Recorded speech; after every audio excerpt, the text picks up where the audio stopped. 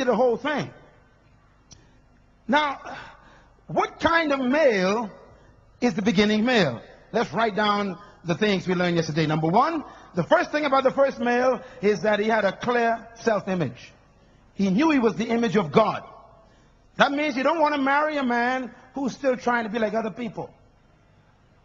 You want to marry a man who knows who he is. He knows his self-image. He doesn't need anyone's approval to feel important. He doesn't try to dress like other people and wear everybody's style. He doesn't go around trying to buy Nikes and trying to be Tommy Hilfiger, trying to wear, Calvin Klein, and he's trying to be somebody else, trying to fix his hair like other people and trying to be a rapper or trying to be cool. He wants somebody who knows he's somebody without anybody being anybody. You want a man whose self-confidence and self-image is in God, not in any style or any role model somewhere else. Second thing about this man is that God took the man and placed him in the Garden of Eden. The word Eden means presence. Please get that book on praise and worship to understand what that word means, Eden. So the first thing is the man has a good clear image, self-image. Secondly, he is where? In the presence of God. The third thing about the male man that's important is that the male man was given the first command, and that is work. So you want a male man who is working and loves to work. You meet him working.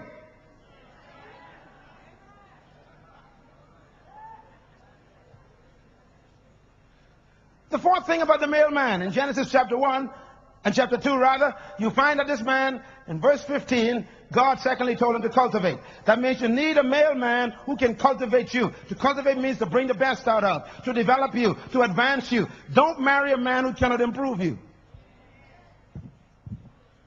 I've met ladies who've got a good job, good education, got a nice car, a nice apartment, got her own life going together, and then she marries a bum. She marries a guy who drives her car, eats her food, watches her television, sleeps in her apartment while she's out to work. That's not a woman, that's a fool.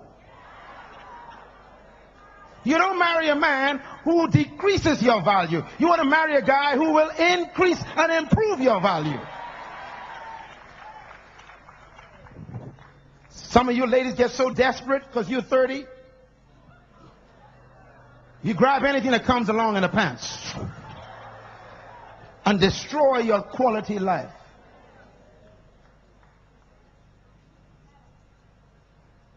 The fifth thing that this man is, Genesis 2:15, God told the man to guard the garden. That means a true male is a protector. If a man can't protect you, he's not deserving of being your husband. A true male protects females.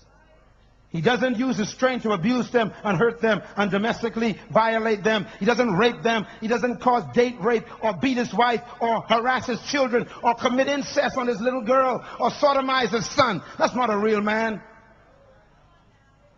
Buy this tape for someone you know. A real man protects everything under his care. As a matter of fact, the best things that's supposed to be heard by a man when he comes home is when his wife says, "Daddy's home now, everything's okay." The most beautiful thing a child should say to a father is, "My daddy's home now. You touch me, he'll kill you." That's what a child needs to say, and a mother needs to say about her husband. She's supposed to be able to say, my warrior in shining armor is here. My protector has arrived. He's a guard. And then number 6, the real man is the man who God says, "Do not touch the tree. This is my command." That's found in verse 17 of Genesis 2. In other words, the male was given the word of God, not the female.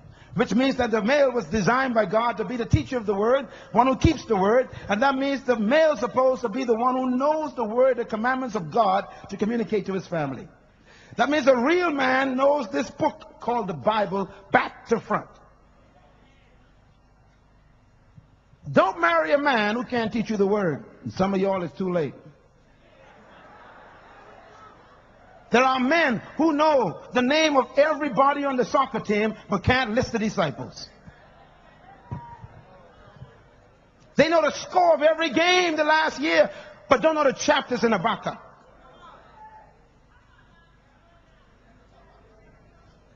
They spend hours watching television, football, but spend no hours in the Word of God. That's not a good man to marry.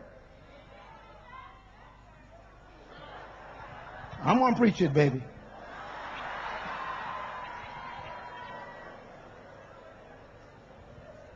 Men, you've got to be like Adam if you want to guarantee a good home. So you must